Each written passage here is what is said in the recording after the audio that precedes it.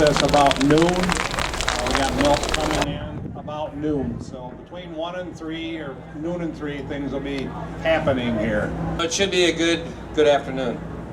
Thanks.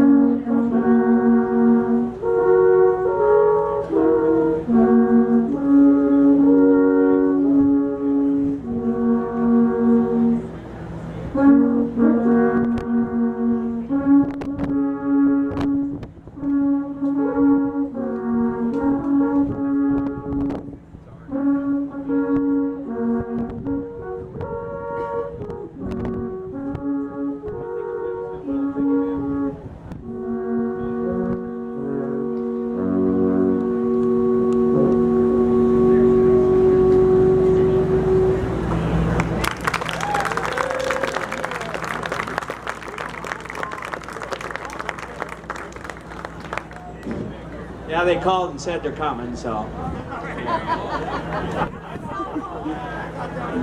This is modern day cows. Yeah, they got cell phones. There you go, Ivan. Some of these guys been generations in the cheese industry. I got sucked into it.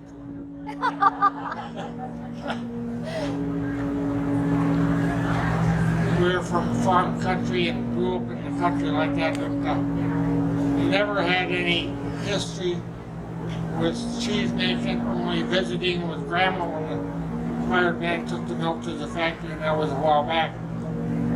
Anyhow, my father-in-law happened to be the secretary-treasurer of the Franklin Cheese Co-op. Now, most of the cheese factories when I started were co-ops, which means the farmers owned the property. They owned they built the buildings, they owned the real estate. They'd hire a cheesemaker, and he came with what we call cheese-making tools. That's what this is, cheese-making tool. So they hired a cheesemaker, and 50 years ago, 60 years ago, almost every 4 corners in the country had a cheese factory because there was no refrigeration, and the farmers maybe took the milk to the cheese factory twice a day.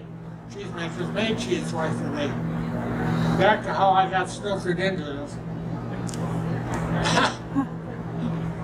I never thought about being a cheesemaker, but I went to the Army in 1955. And when I got out, my wife was living and working with her parents there on the farm. And when I got out, they were super glad to see me, and after I slept with my feet under their table for about a week, my father-in-law said, you know, they're looking for a guy to work down at the cheese factory. Well, he was the secretary of the cheese factory, so I went down there, and I started in the lick. We have the milk here now. He still holds all the milk for the Soy Tree Factory in Silver Louis. Yeah, good. That milk truck works pretty good while it's nice in the sunshine, but you don't see what happens in the snow.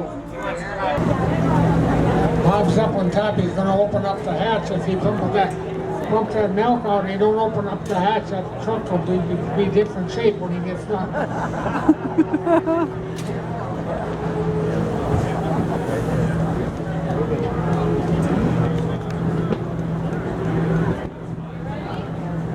That's farther up than he used to be, Bob, isn't it?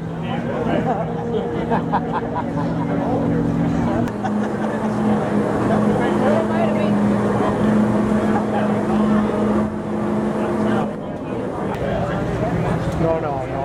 They have Yeah, that's what I was saying.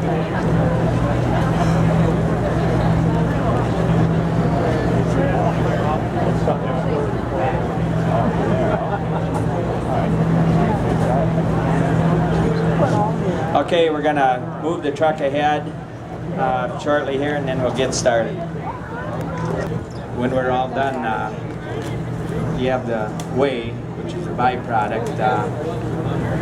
Nowadays, it used to, the farmers would want to take it back to feed their pigs, and as time went on, they kind of got out of the hog production, and then it kind of didn't become a problem in what you did with it, so a lot of it was field spread. But now with all the research and all that, it's a valuable byproduct. They get the lactose and the proteins out of it, use it in foods, baby foods, you see whey protein in it. A lot of other foods would be dried whey powder, whatever. So it's become quite a valuable byproduct.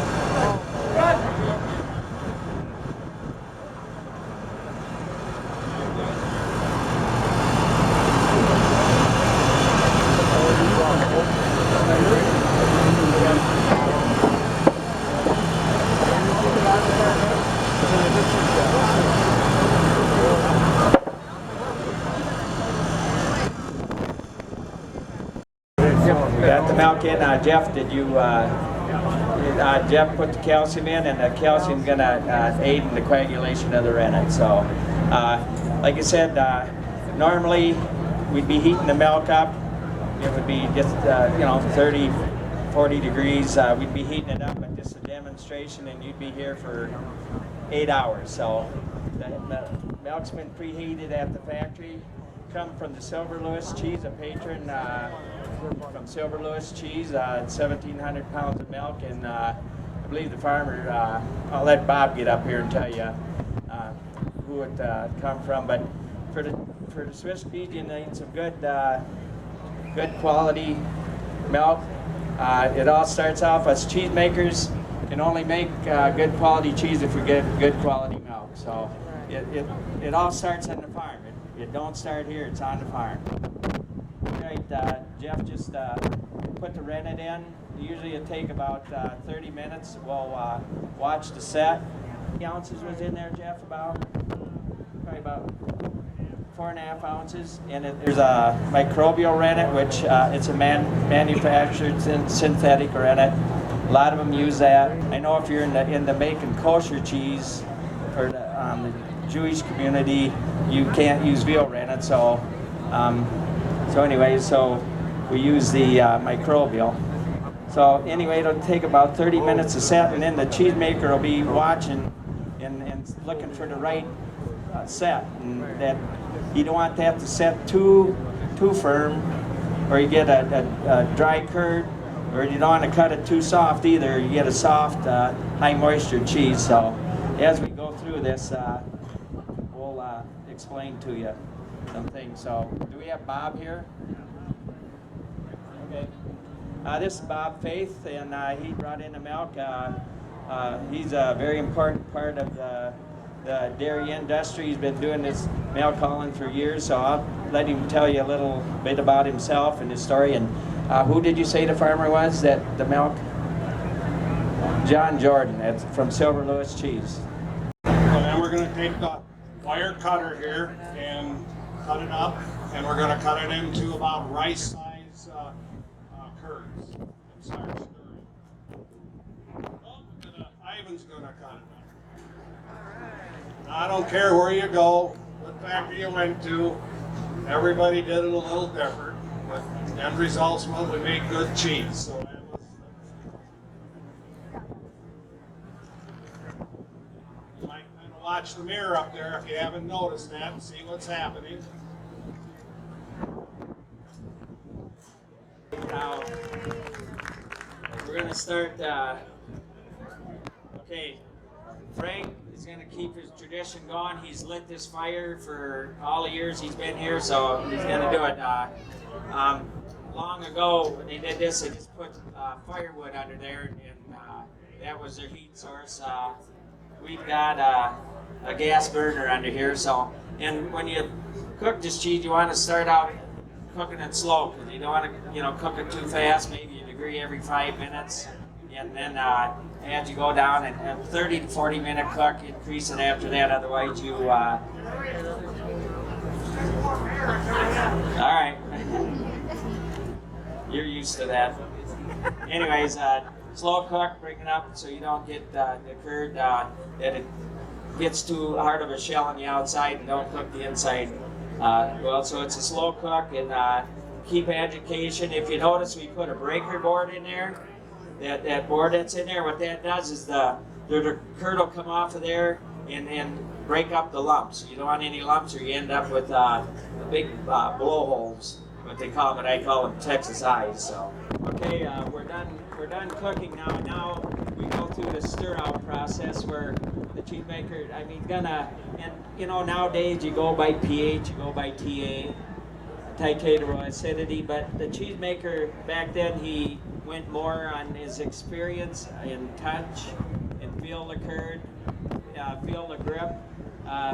Jeff will show you what the cheesemaker did. He'd take a curd and form a ball in his hand, and then he'd compress it to see how much whey come out of it, and how it broke apart, and see if it he could break some curds off of it. But that's what the cheesemaker did. I'll go this direction. So what they're going to do now is they're getting ready to dip. Neuro. So you can see Jeff and Gary in there. They're getting. So we'll check Gary's knot tying skills here. Pressure's on. What's that?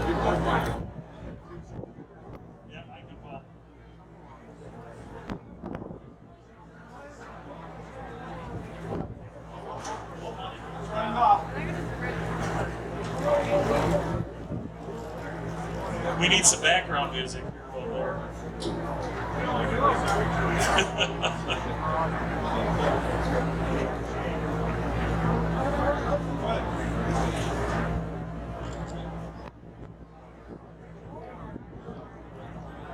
Yeah. There we go. See, and that's your Swiss cheese. There it is.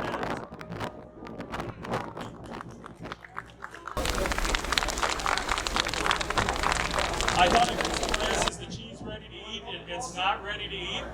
So Swiss cheese, before it's ready to eat, will be about 2 to 3 months before it's really ready to eat. Now what we're going to do is it'll go onto the press table, and we'll press it and leave it for a while and let the whey drain out of it.